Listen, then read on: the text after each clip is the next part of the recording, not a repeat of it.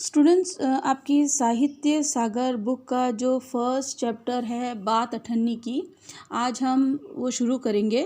और मुझे पता है आपके पास बुक नहीं है, लेकिन ये चैप्टर मैं आपको पढ़ा चुकी हूँ और मैं फिर से इसका सार आपको बताऊंगी और बताते हुए मैं इसके क्वेश्चन आंसर आपको लिखवाने लगूंगी कि आपको बाद में बुक मिलेगी तो आपको ये चैप्टर पढ़ने में भी दिक्कत नहीं होगी और आपके सामने ये लेसन तैयार रहेगा तो आपको डिफ़िकल्टी फेस नहीं करनी पड़ेगी।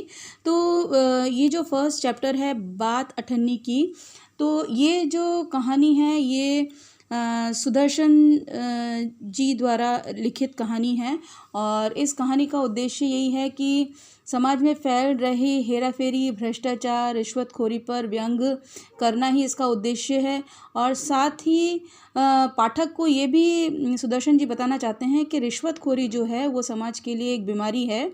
और साथ में उन्होंने ये भी बताना चाहा है कि न्याय व्यवस्था जो होती है वो सभी के लिए समान होनी चाहिए, चाहे वो गरीब हो, चाहे वो अमीर हो, चाहे वो किसी भी तबके का व्यक्ति हो समाज का, उसके लिए न्याय व्यवस्था जो होनी चाहिए वो बिल्कुल समान होनी चाहिए, सबके लिए इक्वल मतलब व्यवस्था होनी चाहिए। तो कुल मिलाकर ये जो बात अठन्नी की कहानी है, इसमें कथाकार जो हैं श्री सुदर्शन जी, उन्होंने कहानी के माध्यम से समाज के कड़वे सच का परिचय करवाया है।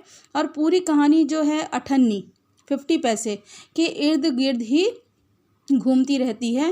तो जो कहानी का जो सार है वो हल्के शब्दों में आपको मैं बताना चाहती हूँ कि बात अठन्नी की कहानी में जो कथाकार हैं श्री सुदर्शन जी, कहानी के माध्यम से उन्होंने समाज के कड़वे सच का परिचय करवाया है।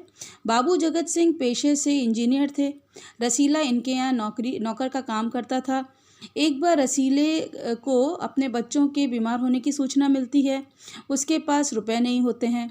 मालिक से वो पैसे मांगता है तो मालिक भी मना कर देते हैं और जो पैसा उसको वेतन के रूप में मिलता है उसी से उसका घर चलता था।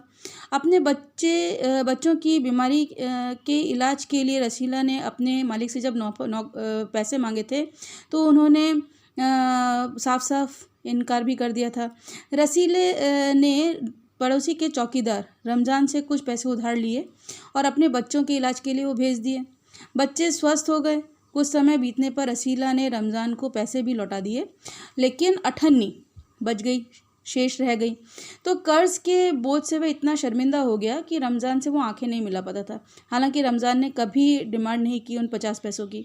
एक दिन बाबू जगत सिंह ने रसीला को 5 रुपये की मिठाई खरीदने के लिए कहा तो रसीला ने 5 रुपये की जगह 4.5 रुपये की मिठाई खरीदी और रमज़ान को अठन्नी लौटा दी और ये समझा कि उसका कर्ज उतर गया।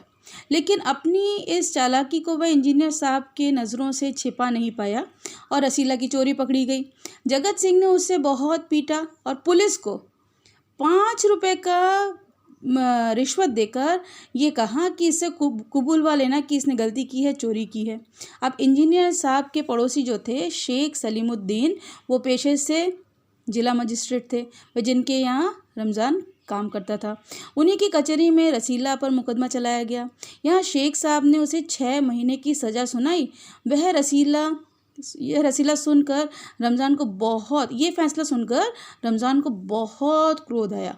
उसने कहा कि यह दुनिया न्याय नगरी नहीं है, अंधेर नगरी है, क्योंकि अठन्नी की चोरी पर इतनी कठोर सज़ा सुनाई गई, जबकि बड़े बड़े अपराधी जो होते हैं वो पकड़े भी नहीं जाते और आलीशान मकानों में रहते हैं। अतः गरीबों पर ही जो न्याय व्यवस्था है वो सब लागू की जाती है। तो कुल मिलाकर ये जो बात अठन्नी की जो कहानी है ये मैंने आपको बताई। और अब आपके सामने है शीर्षक की सार्थकता। तो शीर्षक की सार्थकता से आप लिखना शुरू करेंगे और यहाँ से हम धीरे धीरे बात अठन्नी की साहित्य सागर का पहला चैप्टर शुरू करने जा रहे हैं।